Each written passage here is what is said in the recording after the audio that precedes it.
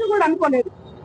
నేను ఒక ఆడపిల్లని, దయచేసి చెప్తున్నా, ఇందులో నా ఇన్వాల్వ్మెంట్ ఉంటే మళ్ళీ మళ్ళీ చెప్తున్నా, మీరు ఏం చేసినా నేను పడ్డానికి సిద్ధం, నేను ఎక్కడికైనా వస్తాను. కానీ అనవసరంగా నన్ను దయచేసి బ్లేమ్ చేయకండి, ముందు వెనక తెలుసుకోకుండా.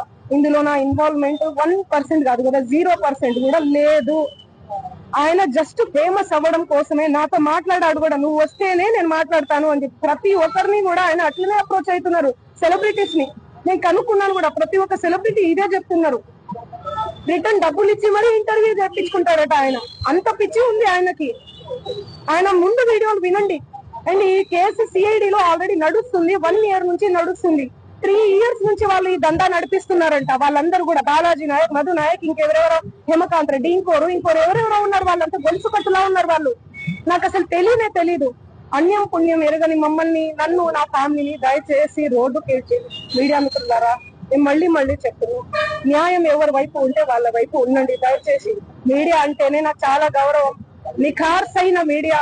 దయచేసి చెప్తున్నా, మళ్ళీ చెప్తున్నా, వాస్తవాలు చెప్పండి, అవాస్తవాలు వద్దు.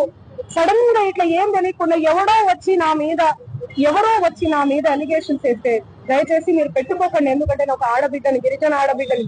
ఎవరెవరో పడనోళ్ళు మా ప్రోగ్రామ్ కి రాలేదు, అంత బలుప, అంత ఓవర్ యాక్షన్, ఏమేమో ఉంటాయి. వాళ్ళు వచ్చి పడదు అని చెప్పి ఏదేదో మాట్లాడుతుంటారు.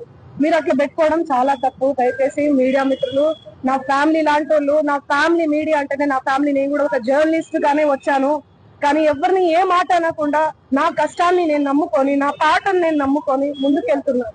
నా మీద పార్టీ ముద్ర వేసిన